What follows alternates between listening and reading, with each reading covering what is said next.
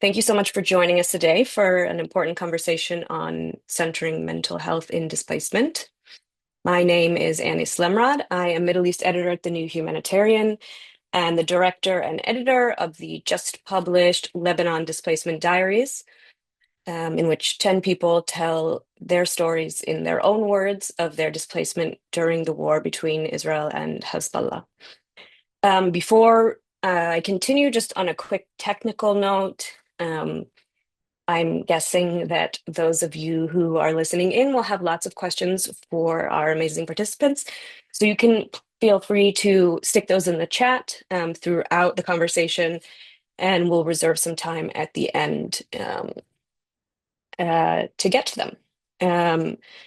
I'm going to do very, very short introductions and then let people introduce themselves because they are probably better at that than me. So I'm joined today by Zainab Shamoun, project coordinator of the Lebanon Displacement Diaries, Jasmine Lillian Diab, director of the Institute for Migration Studies at the Lebanese American University, Mona Saouli, a clinical psychologist who's a mental health and psychological support officer at the ICRC in Lebanon.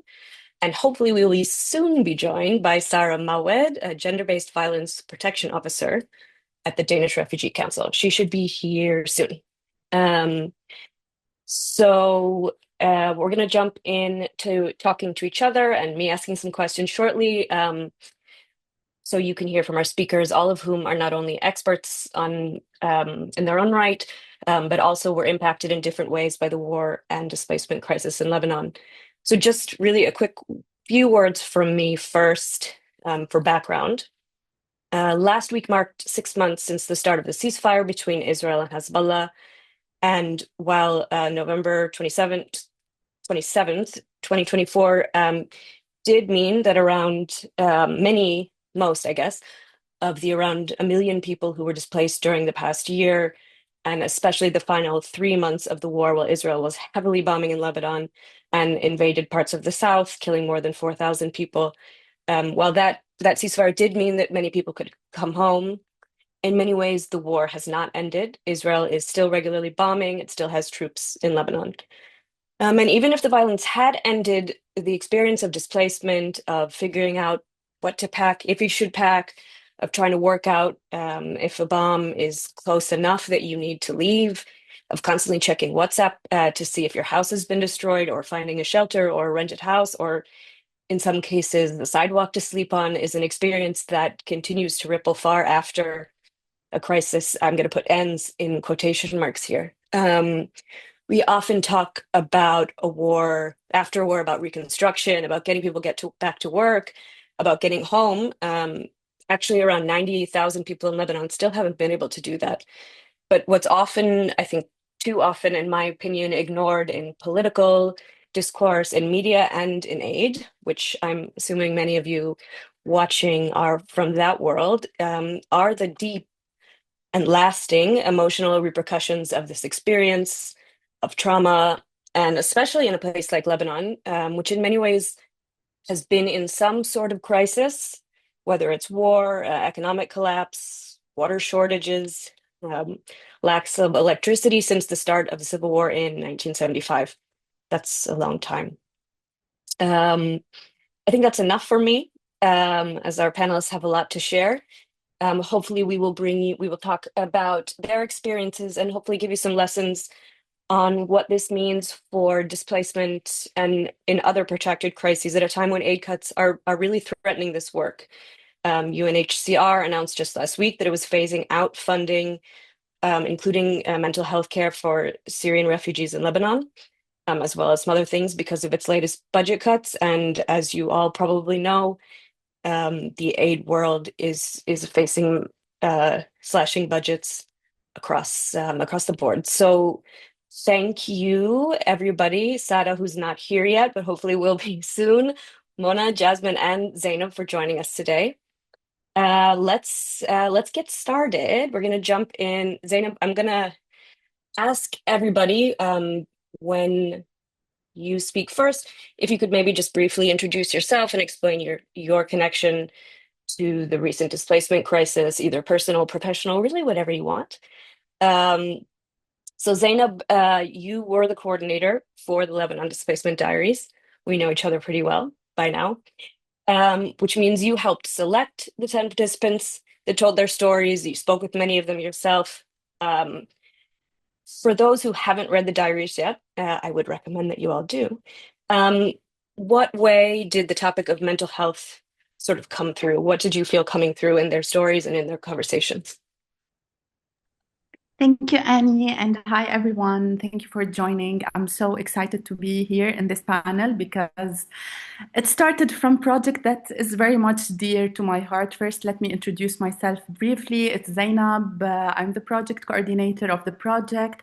I struggle to introduce myself through my profession, but I would go with the storyteller. Participatory storytelling and collaborative storytelling is something that we've been working on over the past couple of years, Annie and I, and with the new Humanitarian. And you would know, like, it is something of everything that I do, whether it's research, journalism, or development. And for me, it is not one thing that you do. It actually decides who gets seen, who gets heard, and who gets forgotten.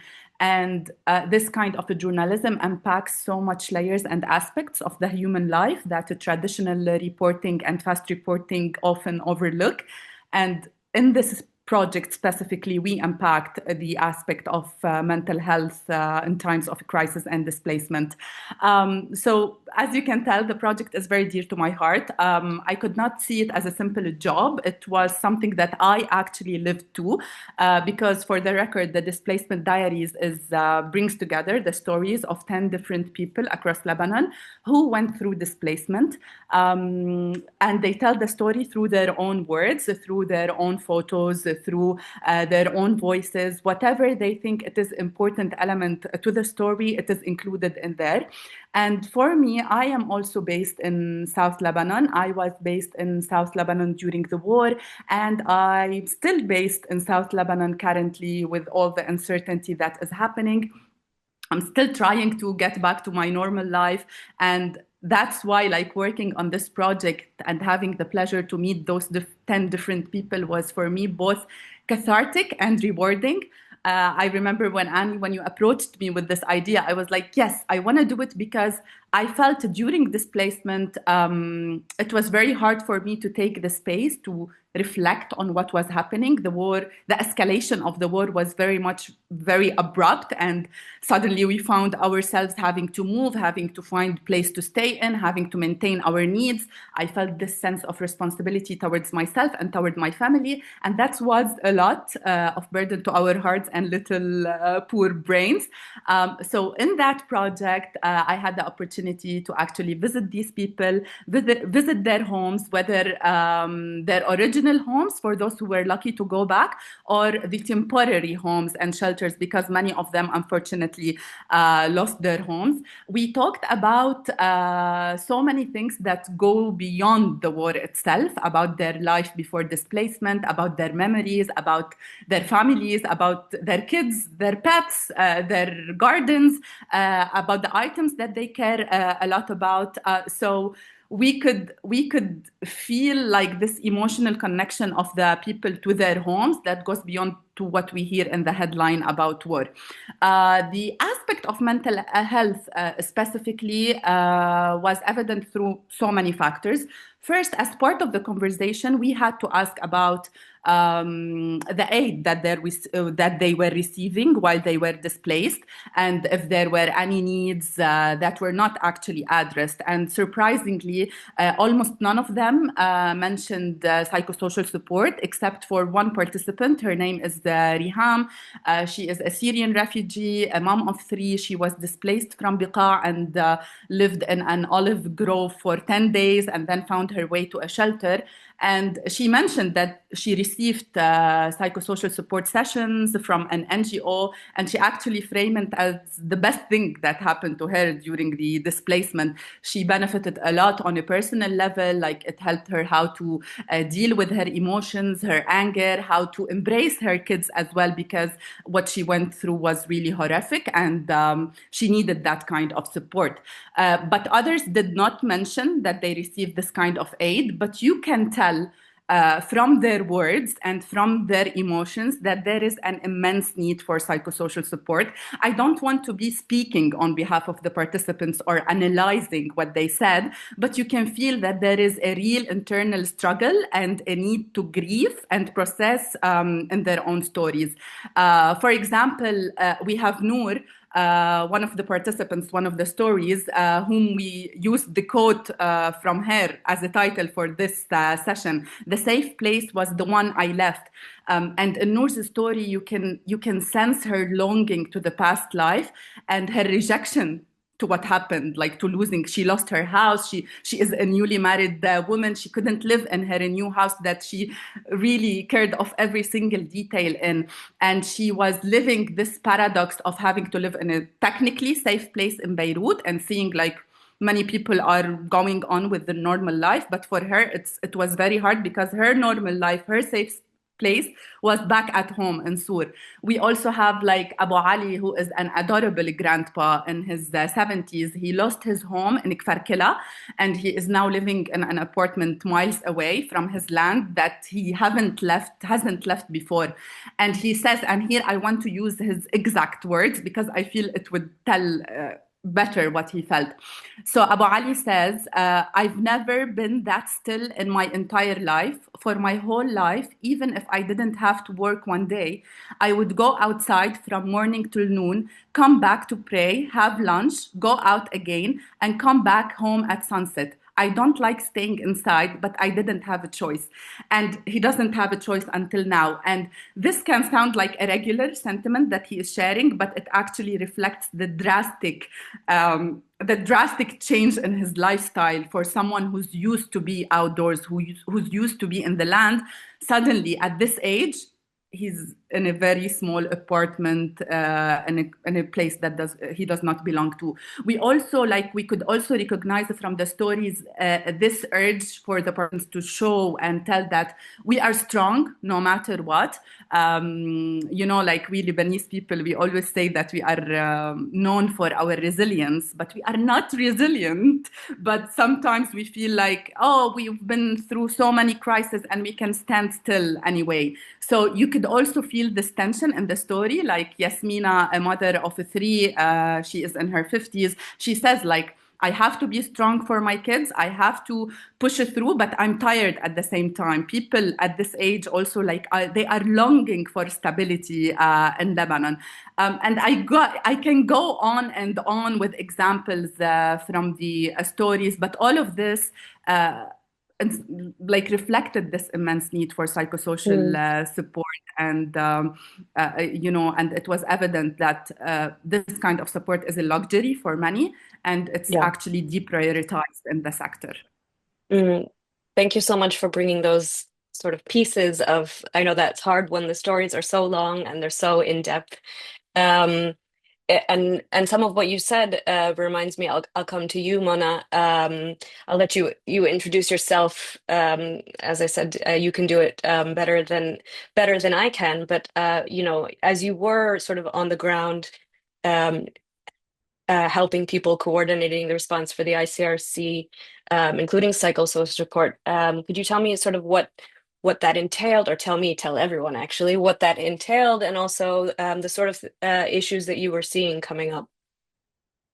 Yes, hello everyone. Hello, Anne. I'm Mona Sauli. I'm the MHPSS, the Mental Health and Psychosocial Support Field Officer in Beirut delegation. I'm working with the ICRC the past 6 years, and during the escalation, I was displaced too. So, as you know, the ICRC is an organization has experience in working in emergencies and in armed conflict.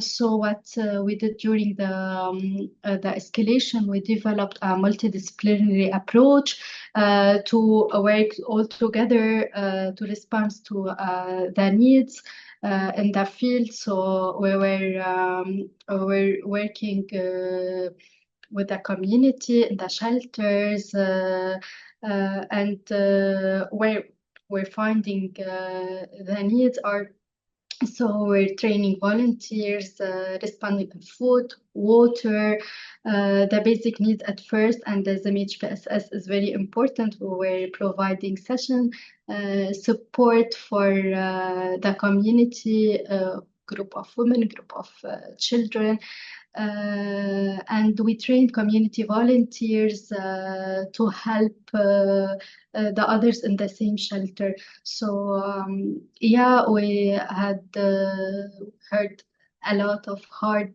stories, a lot of grief, a lot of loss.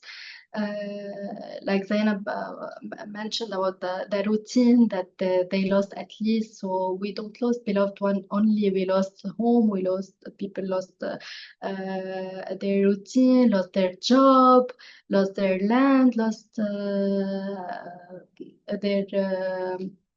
it's the safety. So we don't only lose people, we lose a lot of things. So we grieve on everything that we lose. So this is what, and we created a hotline during the emergencies, so anyone can access we're able to access the hotline for online support, for psychological support. So people were experienced to support others dealing with anxiety, dealing with the parenting skills, dealing with fake news. Especially this was very famous during the war, so a lot of fake news. We were highlighting that people should have the information, the right information from the right resources, trustful websites, trustful links, and yeah. So this is mainly what we did as ITRC. Thanks. Mona, can I just ask you, because I think it's really interesting. I probably wouldn't think of fake news uh, as psychosocial support.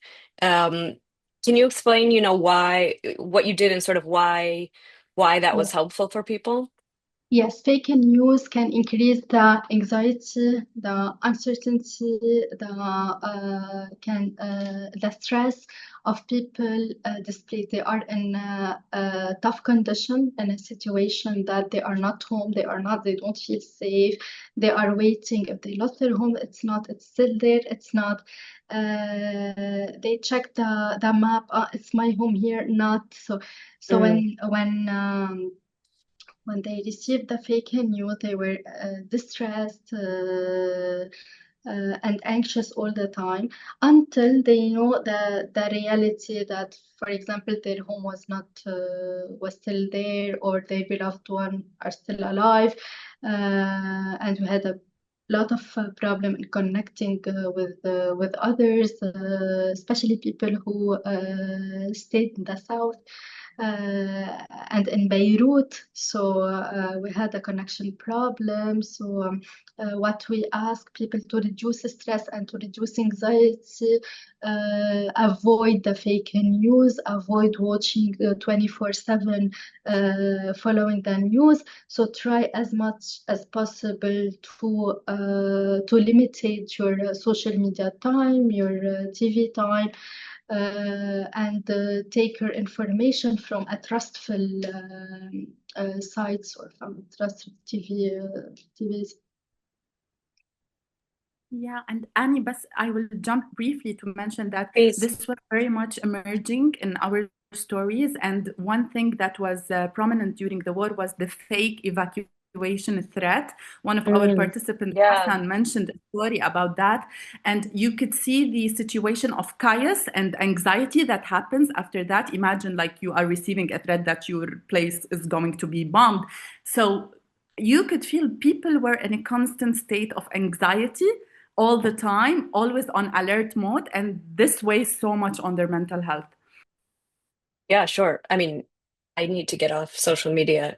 Like in a regular time, it's probably a good idea for all of us to spend less time on our phones. In this particular situation, it was so heightened. I can only imagine. Jasmine, I'll let you again introduce yourself, but I know some of your research does touch on the mental health needs of some of the most vulnerable groups in society who were displaced, including queer IDPs, Syrian refugees, migrant workers. Can you just tell me a bit about yourself and what you saw coming out of your research? Absolutely. Thank you so much for the Great. space. To be involved in any way in this wonderful project has been great. My name is Jasmine. I'm the director of the Institute for Migration Studies at the Lebanese American University, and also an assistant professor and coordinator of migration studies at our department. Much of the research we carried out at the Institute across the last year was on this point of mental health, I think very pertinent, was to unpack the different groups of people impacted. We saw a lot in the humanitarian space, numbers being floated around about who was displaced, how many people were displaced, etc. While, of course, valuable and very important for us to have numbers in a country where we don't do numbers very well, it's also very important for us to unpack these groups across their individual and specific experiences. And much of our research uncovered specific mental health strains and challenges along those lines. And while I am not a mental health expert, our research on intersectionally marginalized groups, their specific experiences and plights with displacement, always threw us in the direction of a mental health conversation. So whether we're speaking about Syrian refugees and Palestinian refugees in Lebanon that have endured their own experiences with armed conflict to varying extents and at different points, we're talking about their re-traumatization. They use words to us like PTSD, anxiety, etc. And while, of course, they are probably not too technical on exactly what they're experiencing, from a professional standpoint, they are able to vocalize that this war impacts them differently. If we're looking at other marginalized groups, not just across legal status or nationality, if we're looking at persons with disabilities, if we're looking at the LGBT community, and then the LGBT community, mind you, across Lebanese, Syrian, Palestinian, and other nationalities as well, their encounters with displacement were certainly traumatic, regardless of what region they came from. So whether they came from the south or were displaced once again in Beirut, their experiences when it came to access to services, to mental health support, to absolutely anything in between is 10 times more challenging, a million times more challenging than the mainstream groups that the humanitarian space focuses on. So for a queer Syrian refugee displaced from the south to Beirut and then again inside Beirut, this is simply someone in our research and in our conversations with the humanitarian space, as well as part of these researches, someone that they can only account for to a certain extent, right? So you're accounting for them based on their nationality, what region they're in, but these intersectional conversations remain completely absent from the response. Much of our research is very narrative. It's very storytelling based. We do a lot of qualitative work. If you read any of our work, it's very heavy on narratives and quotes. Academic journals, they don't like us all the time, but we've been able to push back and include that in much of our outputs too. I think important to this conversation on mental health as well is that in our findings, the lack of prioritization of this conversation, let alone, the complexities of who's been displaced, the prioritization of mental health, I mean, it's absolutely detrimental, and especially when the humanitarian space needs to respond to immediate needs. So while the humanitarian space is looking for shelter, protection, cash support, etc., even though health is factored into this, mental health gets thrown to the bottom of the barrel. Relevant to what my fellow panelists were saying also as well, and you, Annie, about the shrinking of the humanitarian space. This is the first program that gets cut. It's the mental health program. We don't have enough money for this. We have other priorities. And so if you couple it with other components that are also cut, like a gender-sensitive response or anything in between, or a response that is sensitive to people that are doubly displaced or have multiple displacement experiences, these are all the things that the humanitarian space in many cases when there are budget cuts, say, is beyond their capacity. And so much of our work very much centers on bringing those narratives forward. We have been fortunate to be able to present these in humanitarian spaces to humanitarian actors and humanitarian discussants and in working groups as well. Have we seen this translate into actual responses? Maybe at the level of smaller organizations and grassroots organizations. So organizations that focus on the LGBT community specifically, for instance, or organizations that work with migrant domestic workers specifically, but not so much part of the broader response. I think I'll stop there and then, yeah, we can circle back. Thanks. We share an interest and belief that storytelling is important, and it's interesting to hear what happens when you tell the aid community how important it is and how it can be integrated. I know you have some important recommendations which are in the chat if you want to read one of Jasmine's recent pieces on exactly that.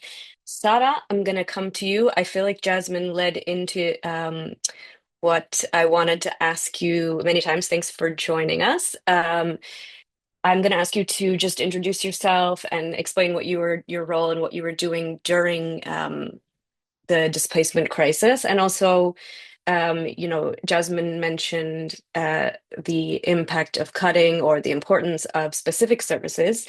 And given that you work on mental health or psychosocial support through a gender-specific lens, maybe you could tell us a little bit more about what it was like to work with women in Tripoli or Trablus especially during the 3 months. I guess I should say for those listening, there was 3 months from the end of September until the ceasefire at the end of November, which were particularly intense. It started with what's known as, I guess people have just started calling it the pager operation, which is when Israel remotely detonated pagers and other devices that allegedly belonged to Hezbollah members, and then followed extremely heavy bombing and then the ground invasion. So these particular 3 months was when the crisis was at its worst. But let me pass on to you, Sarah. Thanks for joining us, and over to you. Hello, everyone. I'm gonna start with like lots of emotions of honor, and I'm really glad to be joining this conversation today because we do really lack such spaces where people from different backgrounds yet like combined with the same cause, with the same passion, and with the same like care for the societies that they live in, and we're joining the same conversation. We're talking today about mental health. This is something that really warms my heart as a start. Second, I'm going to introduce myself. I'm Sarah Mawad. I'm a Palestinian refugee in Lebanon. I work in a gender-based violence department as a protection officer at DRC. My background is in psychology with master's in clinical psychology. I have an extensive experience in MHPSS interventions, from community-based PSS programs to specialized mental health care and mental health counseling. So recently, during the most escalated period in the Israeli war on Lebanon, DRC in the north was doing a very quick response to do an intervention with the displaced communities. So as you all know, Tripoli and North Lebanon in general was the most relatively safe area in Lebanon during like the whole the hot period of these 3 months. So we had a huge and immense amount of displaced people coming here, and what was really interesting that despite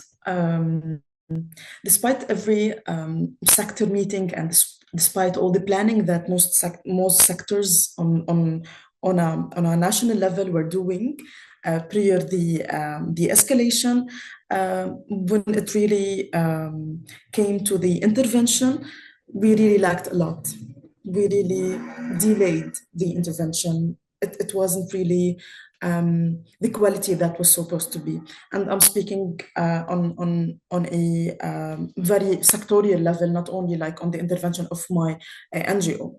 Like on a sector level, what we've noticed that it had lots of delay, like in responding to the people's needs, and like welcoming the displaced people in shelters, and coordinating sites, and dividing the service mapping on the different shelters and sites in the area.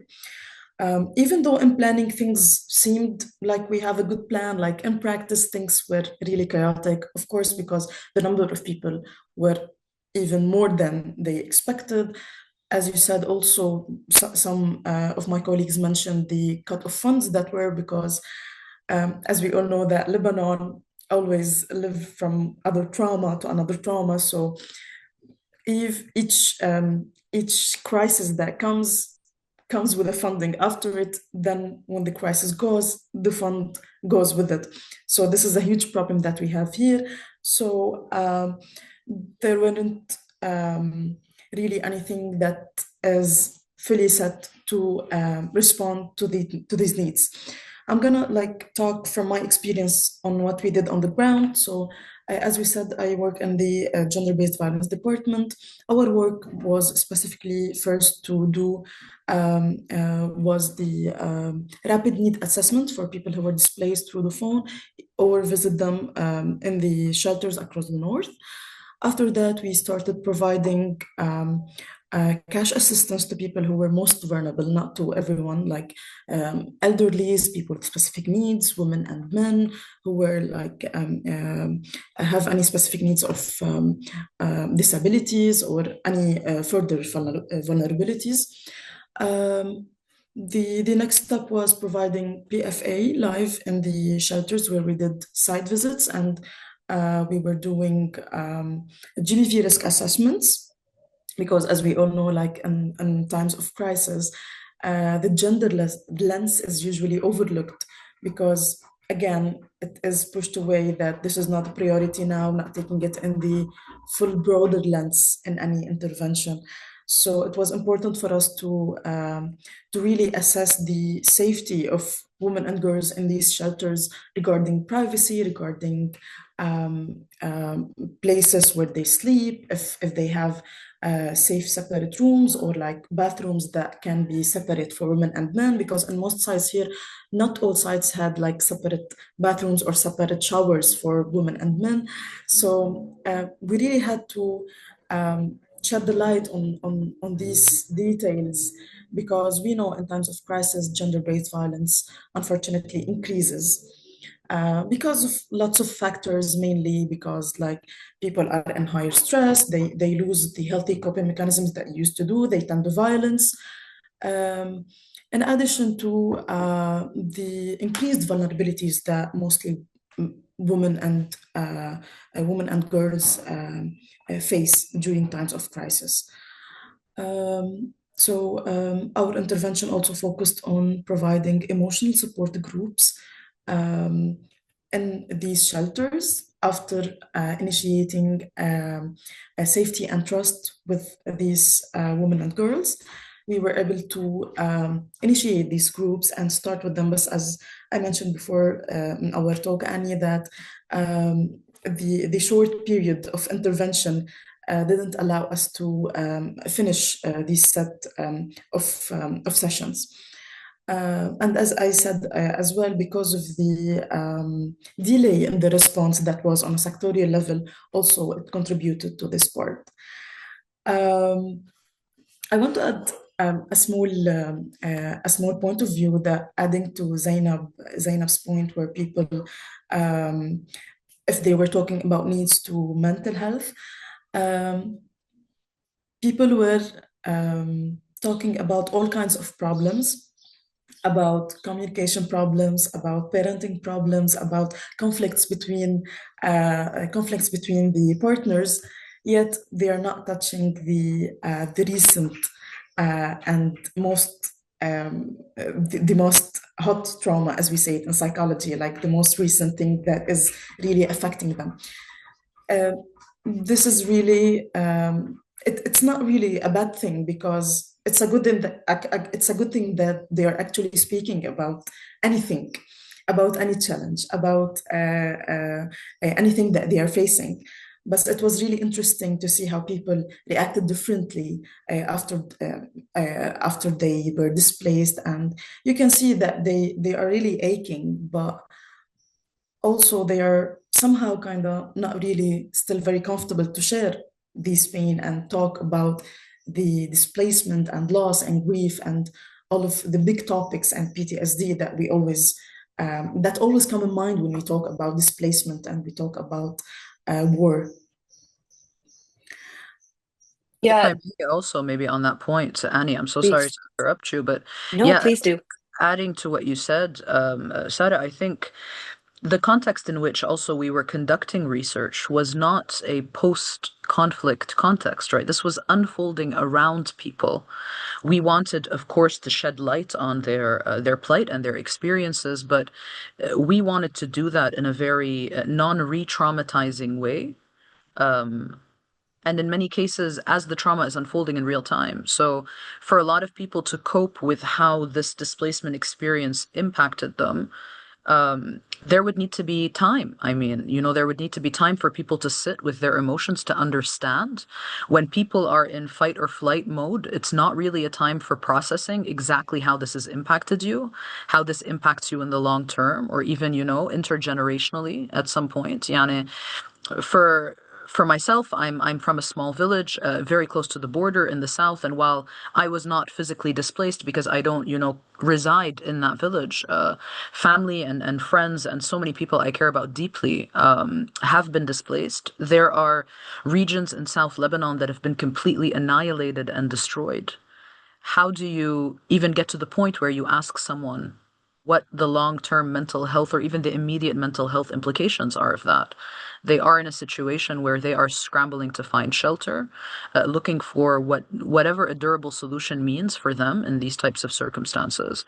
And so I think what this conversation does as very well is that it really unpacks trauma across the experience, but also factors in storytelling, hopefully in a way that's healing and not re-traumatizing for people as well. We did encounter, in complete transparency, people that felt that us asking them questions was insensitive, right? So it's not that we as social scientists always have this fluffy, wonderful experience where people that are in pain and agony and in displacement multiple times in their lives are so excited to speak to us at our fancy American university so that we can write a journal article. This is not how this usually happens. How we've been able to combat this is to make it as participatory as possible. But we have been respectfully been turned away because people are not ready, to your point again, Sarah, to talk about things. And it is very tricky. We don't want to lose momentum with what we're doing in bringing these stories forward, but there is a lot of consideration that needs to happen on that front. For many people that turned us away, we heard from them at a later stage and they're like, okay, we're ready to talk now. The first time you reached out to us, we were not ready to talk. For many people, yeah, they simply did not want to speak to us. So just again, putting that out there to add to what you're saying, Sarah. Thank you. Thank you for your comment. Thanks, Jasmine. I mean, I was thinking similarly, Sarah, what you said. I mean, you and Mona both had, probably less than 3 months to really start conversations, which is not very much time. And if we consider the displacement crisis to have only been 3 months, although, and I think we know the crisis is not actually over when you go home. I think it suggests, and maybe it's something we can talk about later as well, sort of what you said earlier about, there's these short-term fundings for short-term grants. Okay, we're going to fund you to deal with mental health right after the Beirut blast, when that could be something that could come up, I don't know, 10 years later. And Sada, actually, I think you mentioned to me that when we were talking earlier, something that I found really interesting, which is that in your experience, Syrian refugees and Palestine refugees who've been in the country much, much longer, in some case, multiple generations, in your case, have been more ready to seek out these services and to talk. And I wonder why you think that is.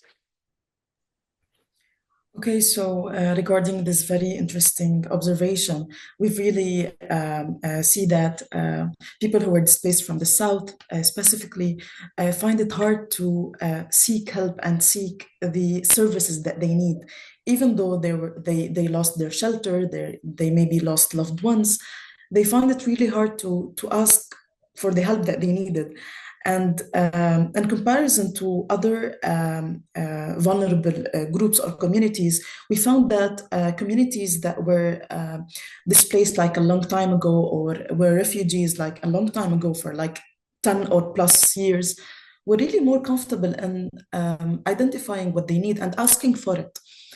Part of this was because, as we said, when people weren't really ready to actually identify themselves as I am a displaced person, I am a refugee. This is a very sensitive topic that we should really care about when we approach people who are just getting displaced. The sensitivity that we use, the context that we use to these people. So they really had a hard time in recognizing and admitting that, yes, I lost all of that. Yes, I was displaced. So we didn't we shouldn't really enforce that service on these people, and we shouldn't really neglect all these social contexts that the background of where these people come from. So the first part is that maybe this community is not ready now and they need time, not months, we're talking about years until they are comfortable. And the other parts where they are still just in shock, not admitting and not really recognizing, they're still maybe in denial that I've lost all of that. It's just like a normal reaction to the big losses that they had. So this was pretty an interesting finding that we also faced during our interventions with the newcomers from the Syrian coast. The interventions were really different from the Syrian refugees who were already here 10 and 11 years ago. Uh, they still find it, and they have all the right to recognize themselves as refugees, even if the country wants to label them as such. And they would be saying, we're not refugees, we were just displaced from our homes. And to actually put this label on them, which is really, in a way, it's insensitive and in a way inhuman, because this person is still really processing what happened to them and processing the new crises and traumas that they live in and the atrocities that they faced. So this was a very fresh lens for us to consider, like the different groups of refugees, even sometimes from the same country, such as Syrians and people who've been living here in Lebanon, for example, like the Palestinian refugees and the Lebanese displaced people. These differences were really obvious for us in the Mm. interventions.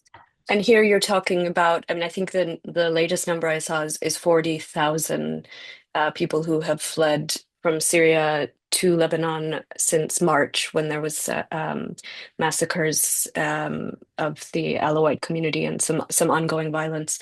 It's interesting. I mean, it's just the label. Even if you think of the beginning of the Syrian war, the word displacement was very political. The word refugee was very political, but we didn't hear it as much from people themselves. So it's interesting to hear the terms that people maybe would prefer to use, and that maybe you don't. It makes sense that you're not ready to talk immediately once something's happened. Zainab, Yeah, did you I want to mean, come in? Yeah, I want to please. jump in because Sarah already touched on this, that it was very hard for people sometimes to ask for help. And there are a lot of factors that play into that. And I can speak from the community like that I come from and the observations that we have. Sometimes people find it hard to ask for psychosocial support specifically because there is a stigma around that. There is the shaming element around that, especially when you come as well from a like religion plays into that. Like I will speak about my community, like who are, if you come from a very religious background, not all of them, of course, I'm not generalizing here. It's just the mindset, like the dominant mindset. people would think, why would you seek for an external help for your mental health while you have your faith, for example, that should make you feel at ease and should comfort you. So there is this element, there is the element of shame, like there is also the element of you survived the war. Many people have lost their homes, they lost their peers, they lost family members, and you are nagging and you want psychosocial support and you are still alive. You know, like as if survival has become something that a privilege that does not allow you to seek other sort of help. So these elements, you could see them really playing into the stories that we have, and also like, if I want to extend more, there is also the factor of the narrative of the war itself when it comes like from a victory background, being like the victory and winning a war means that you have to be strong and you do not need help and you are happy. So just wanted to add these observations on why people actually do not easily ask for help. And if I can add something here, that people didn't share the stories because didn't understand what's happening to them emotionally. So how they are feeling and how they are reacting. So what we did in the shelters and in our group support, that explain about emotions, explain about normal reaction, physical, psychological, the cognitive reactions. So yes, sometimes people don't ask for support and they are not ready to ask for help. But when we were providing and we were talking about reactions, when we were highlighting the topic, they find it interesting topics, and they were sharing more and more about their stories and about what they passed through during the escalation and how they left their homes. Yeah, we heard a lot of stories about they left without taking anything, without being prepared to this. Especially people came from the south and Beqa. Yeah.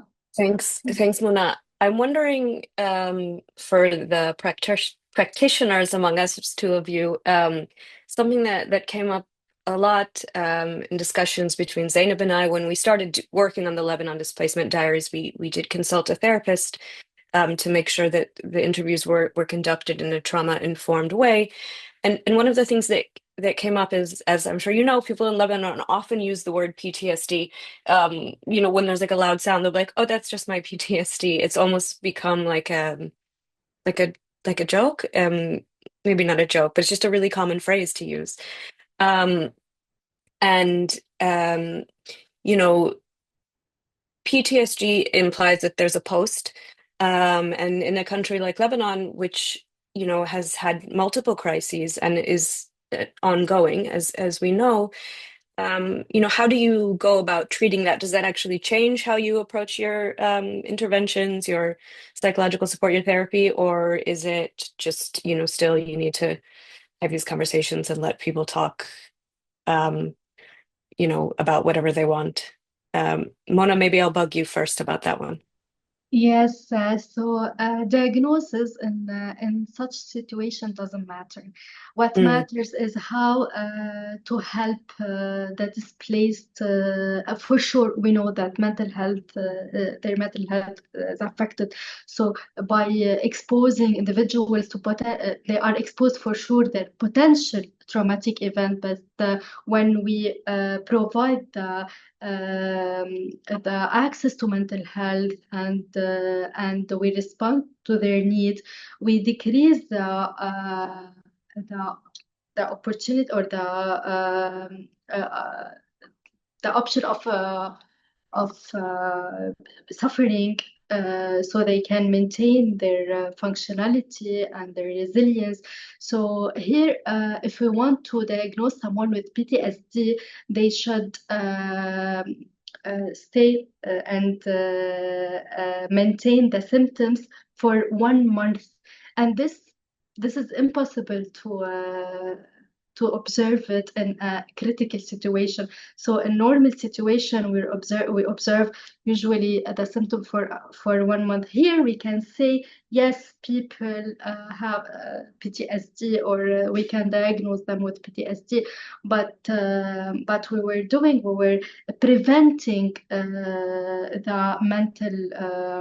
the anxiety, the mental health disorders, and by addressing fear, by addressing the sadness, the sleeping problem, the eating problem. So we didn't want to label people. You have anxiety disorder, you have depression, you have no. What's important the most is how do you feel today? How to react to the situation? How you gonna deal? How you gonna cope with what's coming up, and the uncertainty? How you gonna deal with it? Because we at the beginning of the conflict, we didn't know when it ends. So the most important thing is emotions, focusing on emotions, on reactions, and not labeling people. The mental health is important during the conflict and after the conflict. And here we can see the impact needs time to be to see it, or to so we can observe it, yes, but on the spot. Thank you. I'm struck by the importance of after, during, and after, given that, for example, Sada, you were working with people who were displaced and you only saw them for a few months, and then many of them went back home, if not to their homes. Lebanon's mental health network is, well, maybe you can describe it better. When people are going back, what options they have to continue treatment, to see a therapist. Let's say somebody wants to see a therapist, because a lot of people may eventually want to do that. Okay, so I want to add a few points to what Mona was saying, because it's Please really do. interesting to me, because you mentioned like the PTSD, that the symptoms need to stay for 1 month after the incident or after the crisis happened. Here we don't have an after, because there hasn't been 1 month that no incident happens, because each day we hear there is like a bombing in the south, like a new village that got something, a new threat that happened here. So even now that they call the war is over, but technically and to be realistic, the war is not over, and we don't have the after. So this is a very important aspect when we take into consideration on interventions that should be done. So on other level, it is really important not to diagnose people during times of crisis, because this is basically reactions. It's reactions, and you see which reaction is the most severe or most intense or most destructive to the people, and you try to de-escalate these reactions and try to maybe introduce healthier coping mechanisms and like more understanding to how their bodies are reacting, and help them navigate this, because it's important for the systems to feel these reactions, because it's survival, it's benefiting them, it's actually considered smart ways of survival for the body and for the nervous system.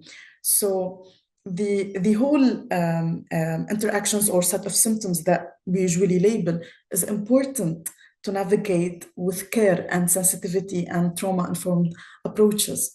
So as I was saying, that there is no actually after. So what we do is that we try to make it less intense to them, and more you can increase their tolerance maybe to this, and help them cope better for better functionality. You can now, regarding that they are going back, or maybe in their new homes or shelters, how to coordinate better, communicate better, and maybe they reach to a place where they are ready to actually start unpacking with care.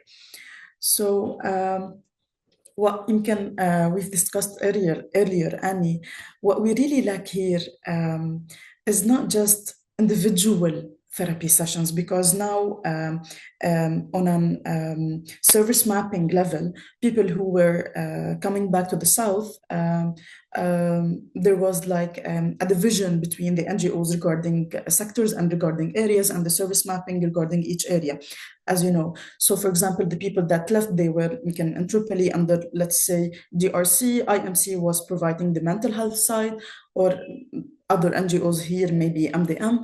In the South, we have other actors, for example, Intersos, NRC, and other actors as well. So they will be responsible to provide these services. But to see like the real impact and how many people actually asked for these, we don't really have these numbers yet.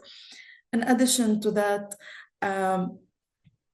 the sad aspect of this, that if they are providing mental health services now, we really hope that these services don't stop after the war ends, or like the intervention ends for this duration of the project, the cycle ends, because usually this is the way with Lebanon. We are always left after the crisis, after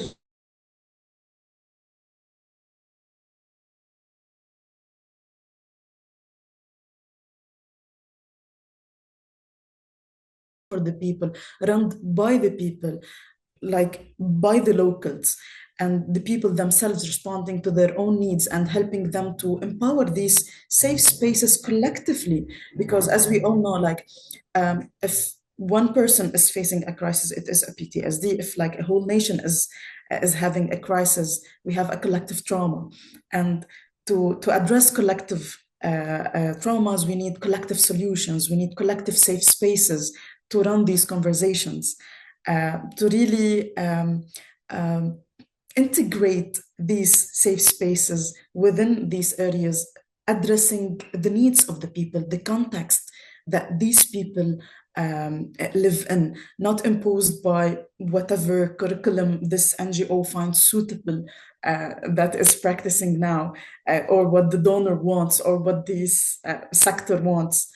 So this is, for me, this is like the most ideal way to do the best interventions in this way, is really to create safe spaces for people, that is empowering them to run these places, even after the NGO stops, or like the project gets cut, as we really heard in the recent phases.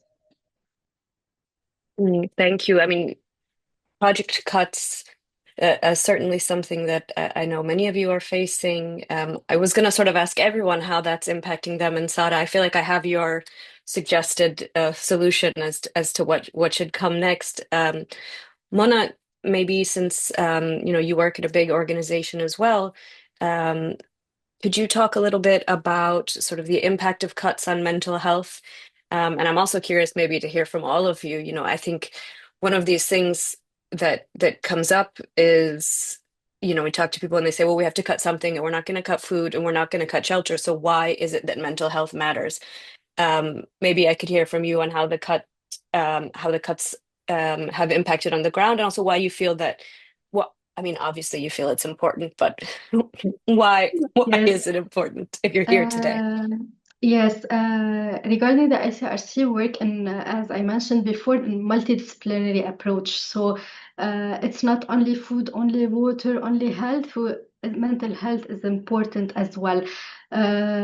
So yes, we are affected by the cut like other organization, but we saved some budget for mental health, and what we're trying to do to build the capacity of the community, to help them to for more sustainability, and not only we are implementing the active. So usually we implement and we train people so they can help each others, and they can help with parenting skills, for example, how we do a peer-to-peer support, we do for healthcare workers, for the community. So in this way, we can ensure the sustainability of our program, the sustainability of our activities and of what we're doing. In this way, the budget needed is not much as before. And yes, sure, and that conflict, we receive a lot of money. We have a lot of donors who we're willing to support, but unfortunately, in some cases, we have the cut. So yeah, what we're doing is always in ICRC, we're looking at the sustainability.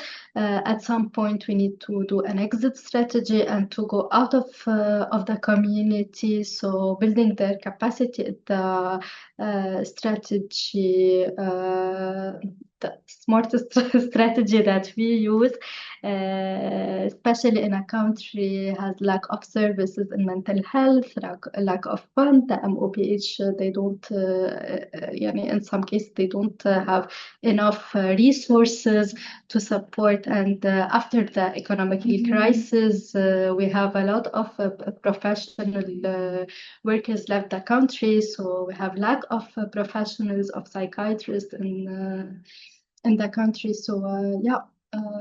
This is the way. So preventing the mental illnesses and the psychotic illness. This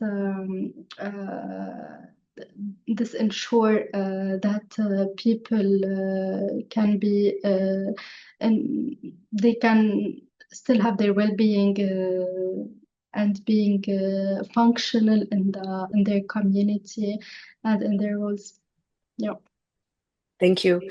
It strikes me that the sort of project-based approach, or when you come in and fund during a crisis, and as Sada and I think many of us have said, when it never really ends, that isn't particularly sustainable unless you are also, as you mentioned, Mona, building capacity, setting up systems where people can help themselves, because healthcare, particularly mental health care, although actually healthcare in general can be out of reach for many people in Lebanon right now.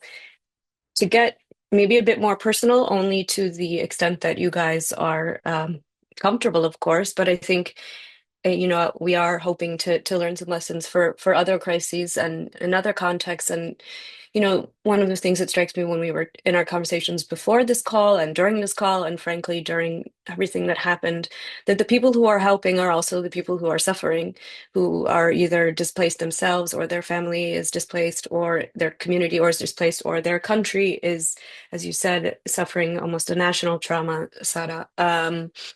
You know, I don't want to pick on anyone, but I'm wondering how, not just for aid workers, but also for storytellers like Zainab, or researchers like Jasmine, or people who are some way involved in helping, how the aid world or we can better support you during and after crises like these. What does it mean when the people who are helping also need help themselves, because you are humans who are going through this? Who did anybody want to volunteer, or shall I pick on you I for that think I'll really hard volunteer to question? go first because Love I'll it. be the shortest. Okay. But I mean, no, definitely. I think as you consider yourself maybe the outlet for people to discuss and describe what they're feeling with you, and also maybe responsible for putting the stories out there. Much of what we hear is first and foremost incredibly painful to listen to and very emotionally and psychologically taxing in quote unquote normal times, whatever that means, again, pertinent to this conversation in Lebanon. As you're experiencing it unfold around you, and of family members that are stuck in certain places or that refuse to leave their homes and they're in sites of danger. We all have lost very close friends in the humanitarian space, and friends and family. It's interesting because then I think forced to reflect and look into yourself around your positionality as a researcher. How much are you implicated in this conversation? But then again, how much do you recognize your privilege in being able to also do the work that you do? So it is a constant uphill battle and a lot of navigating, at least on our part at the Institute, as to not only how we frame this, but how we even discuss internally when a team member has a really difficult interview that they've conducted and they're feeling very strained about it. We do a lot of unpacking and debriefing together. And again, I have students and affiliates at our institute and graduate assistants that were supporting us with our research that were displaced themselves from their homes around Beirut and in Dahye, that would come every day from the south to be in class, which I found absolutely remarkable, even though, they had not been asked to do this. And so I think it's a back and forth around how each of us is really coping with it. I wouldn't go as far as to say that I could understand or even compare the pain that I'm feeling personally to that of the individuals that I'm speaking to. But we all definitely experienced it to a certain extent. And I think the problem is the recurrent cycle of it. So, as someone in my 30s, I've at least been part of this conversation twice. My parents have been part of it at least 3 or 4 times, right? If you have grandparents, this is maybe what, the seventh, eighth, ninth, 10th war that they're going to live through, or armed conflict that they're going to live through. As someone from the South, people are, interestingly enough, to your point, Zainab, around framing resilience, as something positive, but also something very painful. People that live with a go bag in their living room forever because they anticipate that this could happen at any point, right? So a lot of the coping mechanisms and what we heard helped us as well understand a lot of it and position ourselves as researchers. And I think positionality in the way we analyze our data and how we digest it and interpret it came up as part of this conversation. But I think that's only my 2 cents on that. Yeah, thank you. Thanks, Jasmine. Zainab, you wanted to jump in? I'll jump next. Actually, thank you for this question, because as Mona and Sarah were talking, like I was just thinking to myself, how can they do it? Like Mona was displaced, Sarah is Palestinian, like they are inside, outside at the same time. They are the focal point for the people. And suddenly the funding cuts, and then they have to explain to the people, or they are, because the people that we work with do not understand this bureaucratic dynamic of funding. They don't care about it, and then you are the person to explain that. And we are a human at the end of the day. Like it's really emotionally hard to keep this like boundary between me as a person and me as mental health practitioner or a storyteller. So this is something that I still struggle with, and Annie, you know better than anyone. That's why maybe I don't call myself a journalist, because I'm someone who deeply gets involved in the lives of the people that I actually meet. And I don't think that this is a negative aspect, while many people might think so. But for me, the ethical consideration comes like when I first start talking to the people, I am very clear about who I am and what my role is and what I can offer and what I can't offer. But what happens after that, it's pretty much like I don't mind. It actually gives me satisfaction when, like, the people that I met, like, to build a connection with, to become friends, to become, if they invite me for a visit, I would go for that happily. This actually helps me to continue doing this work, because I'm not disappearing after that. Yeah, I'm collecting your story. We are trying to create the meaning of this story together and bring it out to the world. But I am not disappearing like a lot of like the funding and NGOs does, like, you work on the ground and then you disappear. And this really goes back to a personal choice and the capacity of every person. But for me, this helps me to stay strong and doing this work to build a human connection with the people that I collect the stories from. Because as Jasmine said, like, many people would turn you down, and this is their right, because people have this story fatigue. Like, many researchers, many journalists go there and enter their lives and just tell me your story.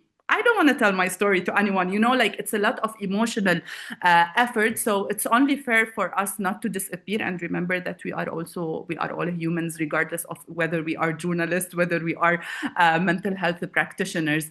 And to me, the most important element was debriefing, actually, as well, after every story, because Annie knows better, like her WhatsApp with the voice notes, either crying or either being happy. Like it's important for me to share what I heard and my reflections on that.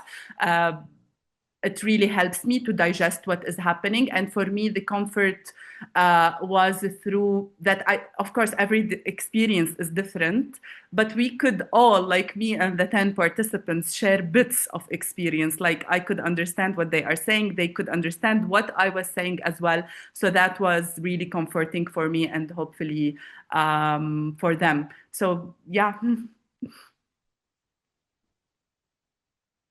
Thanks, Zainab. Mona, For me, please. yes.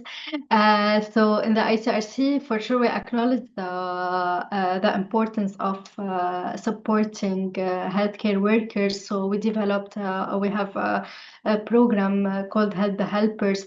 We support healthcare workers, emergency medical services, first responders on how to deal with the stress and how to cope and how to take care of themselves.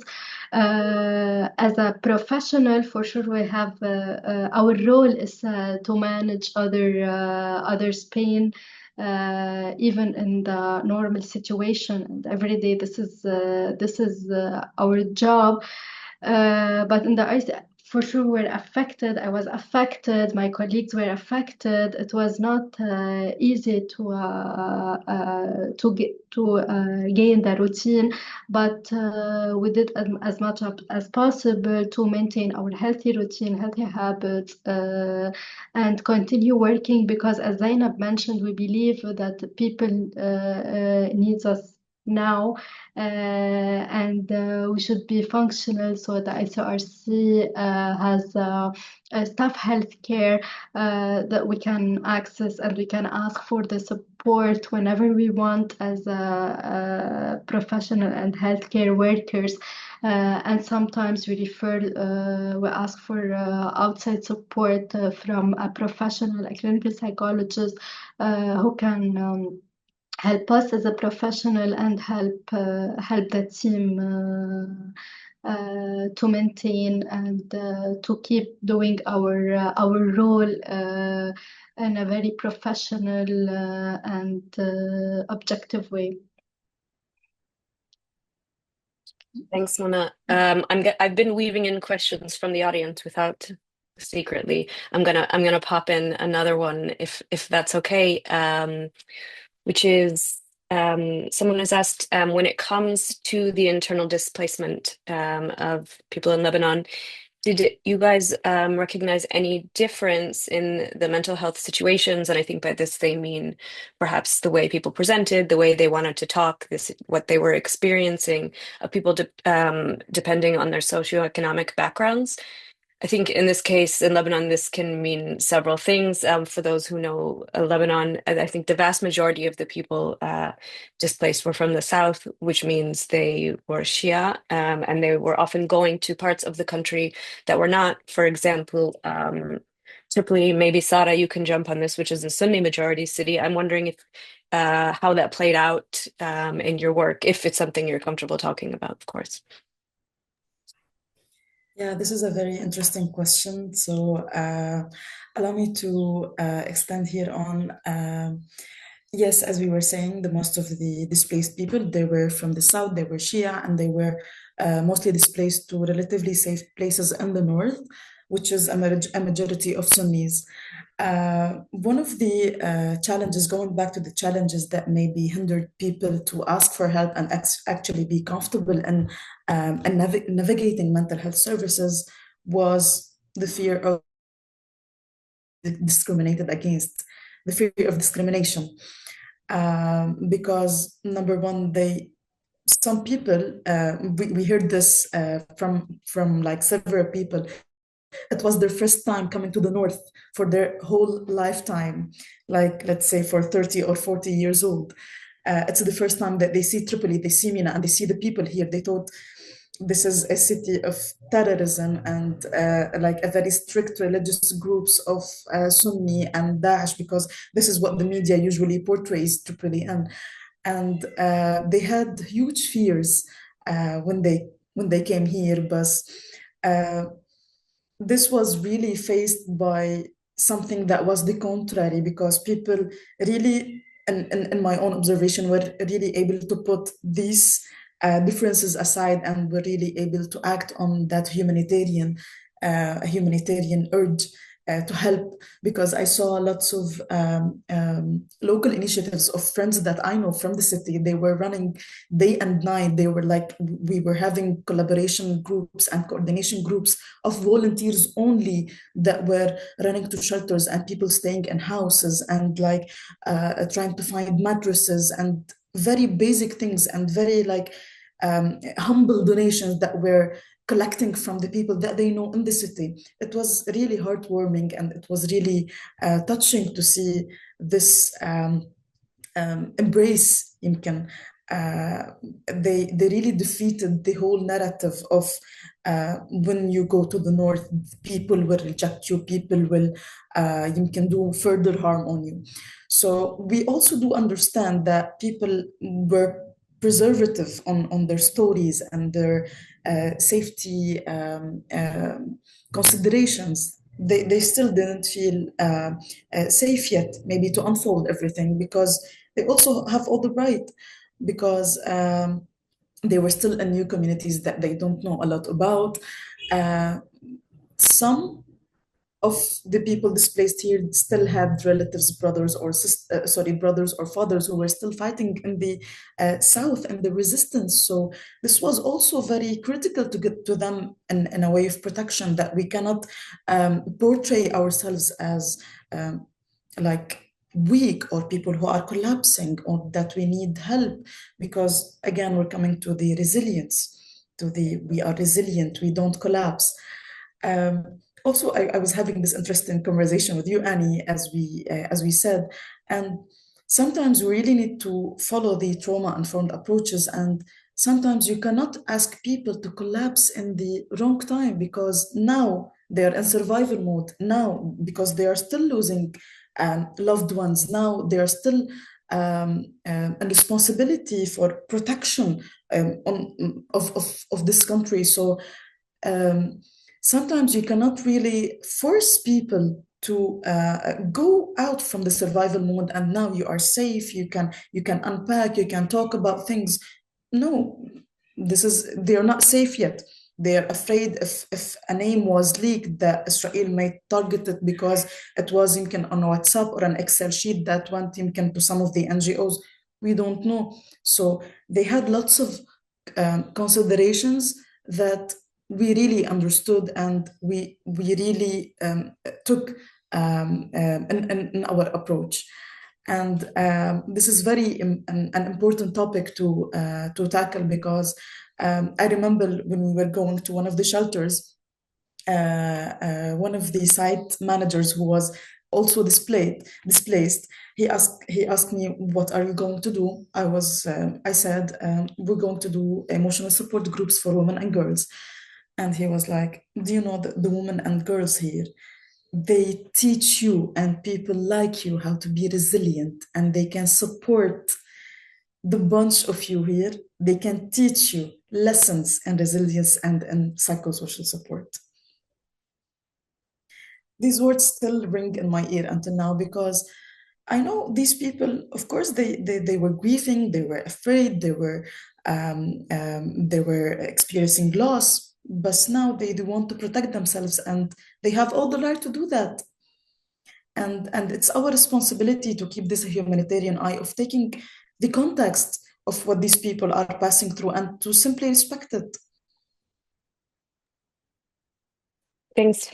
Thank you for sharing that. I think it's probably easy, and this is maybe a lesson for all of us as we're coming closer to the end of this conversation, but not done just yet, that the local context is, I mean, you guys know this because you work in it, but when you're planning, you can't just bring a project in that's been planned somewhere else for a different context, and expect it to work. And quite frankly, I think it's also interesting to hear, the narrative of sectarian division in Lebanon is a stereotype and a cliche, and it's often it's both true and not true, right? I mean, there are differences and there are divisions. They're important to acknowledge both from a sensitivity perspective to understand where people are coming from, but also, as Zainab, as your research or our project showed, and as all of you, I think, who either were displaced or were working with displaced people saw, there was also a lot of people helping across sectarian, across religious lines, trying their best to do what they could. Zainab, in the project, there were people who came from Christian backgrounds, and I think ended up in a Druze village, and they found, there's people they had never come in contact before, and now they're maybe, I think they were talking about starting a business together, which was really nice to hear. It just absolutely cuts across everything that you would hear if you read or listen to the news in Lebanon. I guess there's one more question from the audience, which is a bit more practical, and this is a hard one. So I don't know if it's answerable even, but it's basically that in Lebanon, what practical resources are available for those who might not be aware of them for mental health support? I know there's some hotlines. Is there still uh, is there still resources available, or have a lot of them dried up because the crisis is over? Mona, I know, or Jasmine, go ahead. No, I mean, just very quickly, I think for respondents in a study that we have ongoing at the moment, all gender sensitive responses to the last couple of years have dried up quite extensively. And mental health Mm, support services on a large scale, large nationwide programs at that level are no longer realized in our understanding. We have found pockets of support for certain groups, the queer community, multiple local organizations that work very closely with them, predominantly Mosaic at the moment, providing mhm, psychosocial support and health support. They do that in quite a wonderful way. I know local refugee-led organizations as well, quite a few to name, work with very specific community groups in specific regions, as well as with the Palestinian community in camps as well. And for migrant domestic workers, I am aware of at least three, four organizations at the moment that are led by different migrant groups, so the Filipino group, the Ethiopian group, etc., that do provide psychosocial support services as well. But mind you, this is a band-aid on a larger problem because these are often enough the organizations that struggle the most with securing sustainable funding. They are the ones with the most limited resources, and their resources that they do have rely on larger organizations that then rely on donors. So it's not that they are not impacted by the cycle that everyone has been describing. It is simply that they are moving funds around that they currently have to target mental health based on the needs of the communities they serve. How long this will be able to go on relies heavily on donor support and the intervention of larger actors as well. Um, Having said that, a lot of these organizations, as well as part of a rapid needs assessment that we continue to do, had a lot of funding promised that was then, based on the executive order from the US, either halted in its tracks. The money never mhm. got to these organizations, or they received a small portion of it. And then what happens is absolutely what we've been discussing as part of a larger trend. They allocate as much as possible for that from that fund towards mental health, but they need to stretch the money through towards other things like shelter and protection and cash, etc. So this is at least in our findings as we continue to do the needs assessment where things stand. But I'm sure my fellow panelists would have more tangible responses to that. Thanks, Jasmine. I mean, I think unfortunately, the practical answer is there are not enough resources for people seeking mental health support. I know that in our other conversations, and especially as we're wrapping this up, that while a lot of people, maybe weren't comfortable speaking about their immediate traumas, the issue of stigma and mental health support certainly exists in Lebanon as it does in other places, but it's also a bit of a stereotype. I know a lot of people called the hotline, Mona, that you guys run, saying, I do want help. I need help. And that's important also to recognize. This is not necessarily a situation where people don't know what they need. They know what they need, and it's not always there. And that is something that we maybe in the aid world, not well, outsider looking into the aid world, need to acknowledge. I feel like all of us could probably talk for several days. I hope we will, maybe just not online while we're being filmed. And I have the responsibility to wrap this up, unfortunately, because I want to continue this conversation. Um, but I guess just to close, if we want to think about Lebanon and other displacement, and I should say, I think protracted crises, because Lebanon, those 3 months and that entire year is not the entire story. The theme of the Lebanon Displacement Diaries was that the end of the war is not the end of a story. And this is true in many places, especially if you put the word end maybe in quotation marks, as you mentioned before. I hope that those of us here and those of us listening, some of my takeaways from what you all have said is that it's time to start thinking from short-term solutions to and funding to using a longer-term lens. And it's important who actually plans this, who's heard, who's listened to, who's empowered when it comes to the people who are receiving the services also need to be involved in the planning of these services and in the provision of these services. And, from my perspective, it's important for all of us to reflect on why mental health is really thrown to, as one of you said, I think Sada, is thrown to the bottom of the barrel. Why is that the first to go? What does that mean about us as humans, as whatever sector we work on? I mean, that's something we need to consider, because at the end of the day, those people who are providing these services are the same people who need these services, are the same people. This is a cycle that goes on and perpetuates itself, and something I think we need to really be wary of. I want to thank you all, Sara, Mona, Jasmine, and Zainab, for joining us, Thank for you. sharing your personal experiences and your professional experiences. Um, I think that your insights have given our audience, a lot to think about, and we'll continue to think about. From our perspective, from the Lebanon Displacement Diaries and the New Humanitarian, we are aiming to continue this conversation about displacement and the way this continues to impact people far after the cameras and the headlines have moved on. So, I guess watch this space being the New Humanitarian, for more on that as we go forward, and hopefully help people find more spaces to share their own stories. And yeah, I think I've talked now already way too much, but thank you so much. And thanks to everyone for joining, for your questions, and for your time this afternoon. I really appreciate it. Thank Thank you so much, you. Thank everyone. you so much. It was a I think I ended pleasure this. having you all. Yeah, no, we now have a whole minute to talk. I can't believe I did this, that I wrapped it up early. I'm just always scared of finishing like right at the second, and then it cuts somebody off when they're saying you know, the most insightful thing they've ever said. So now the audience can just watch us before they cut it off. But no, seriously, thank you guys for Thank joining. you. I Thank you. feel very honored to be in the company of such smart, thoughtful women, Thank people. you. Thank you so much, Thank everyone. you so Have a much. Hard wonderful hands. evening, everybody. Hard heads Bye. back at you, Zainab.